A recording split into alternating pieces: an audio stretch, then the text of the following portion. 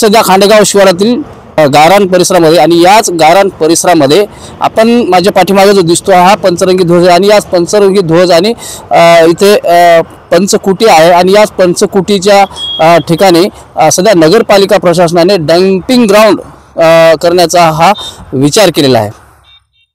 जे आहे ते या ठिकाणी जवळपास गारान आहे आणि या गारानामध्ये नगरपालिका प्रशासनाने डंपिंग ग्राउंड करण्याचा ठराव घेतला आहे। जवळपास आज जे आहे ते सकाळपासून या ठिकाणी महसूल प्रशासनाचे काही अधिकारी, पोलीस प्रशासनाचे अधिकारी काही हे करण्यासाठी आले होते, परंतु या ठिकाणी जे काही गारानधारक आहेत त्या गारानधारकाने विरोध केलेला आहे। आपण आमचे वडील वाहत होते आणि आम्ही वाहत आहे।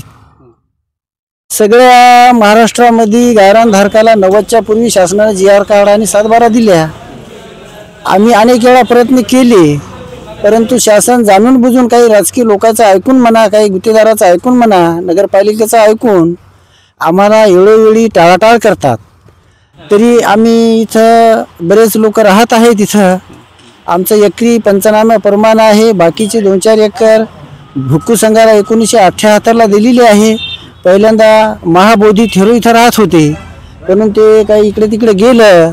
पुन्हा आम्ही स्वतः होऊन पयाबोधी भंते खुरगाव इथं जाऊन भंतेच्या कानावर घातला आणि भंतेची आपली ती जुनी कुटी होती ती उद्ध्वस्त झाली आणि तिथे तुम्ही आता आम्हाला कुटी बांधून द्या।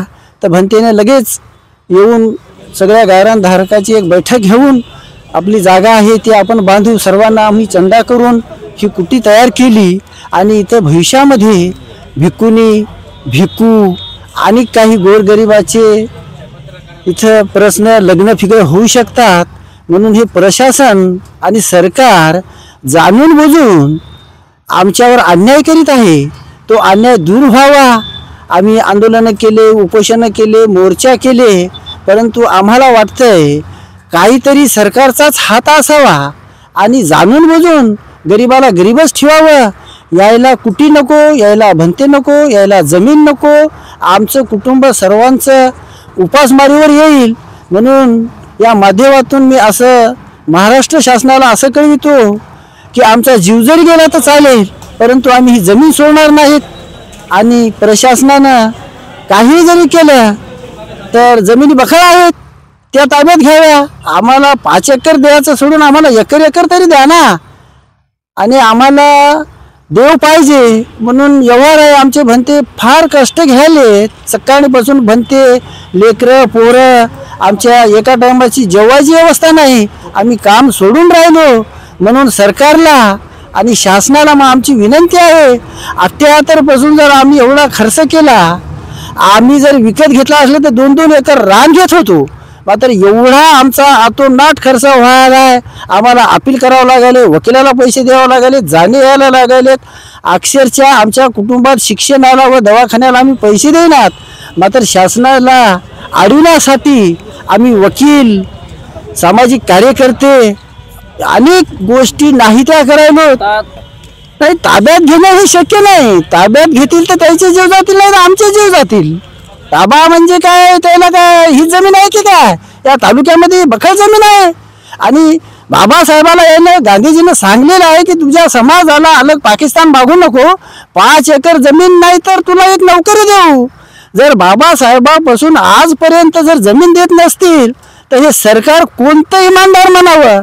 या जातीवादी सरकारला आम्ही उखडून टाकू, मंत्रालय जाळू। ही नगरपालिका आमच्यासाठी छाटछूट आहे, मंत्रालय जाळू आम्ही। आमच्या मध्ये बाबासाहेबाची ताकद आहे, आमच्या मागे पयाबोधी आहेत, आमच्या मागे बाळासाहेब आंबेडकर आहेत आणि हा जाणून बुजून गरीबाला गरीब ठेवण्याचा या सरकारचा कुटील डाव आहे। हे डाव आम्ही मंत्रालय तुमचं कसं राहू पहा तुम्ही। तुम्हाला वाटत असेल की हे लोक आजही आम्ही शिकवलं नाही, खाजगी शाळा जिल्हा परिषदला काही सोय नाही, काय नाही, येडे आहेत, आमच्या पोटासाठी आम्ही शहाणे आहेत। तुम्हाला काय करायचं एवढं? आम्ही 78 पासून आहेत, 90चा GR काढा आणि आमचे मंत्री महोदय केंद्रात आणि राज्यात, राष्ट्रपती आमचे आहेत देशाची, काय कामाचे आमचे मंत्री? या मंत्र्याला आम्ही धडा शिकवू आणि या सरकारला उखडून फेकू आणि मंत्रालय एका मिनिटामध्ये नसूत करून टाकू। ही आमची सर्व समाजाची, भिक्खू संघाची आणि वंचित बहुजन समाजाची पार्टीची हाक आहे. जिथं बाळासाहेब तिथं आम्ही. जय हिंद, जय महाराष्ट्र, जय भीम. सरकारला हीच माझी परत एकदा विनंती आहे, आमच्या नादी लागू नका. भीमा कोरेगावला झाला, खांडेगावलाही सुद्धा होईल याची तुम्ही याद राखा. जय भीम, जय भारत.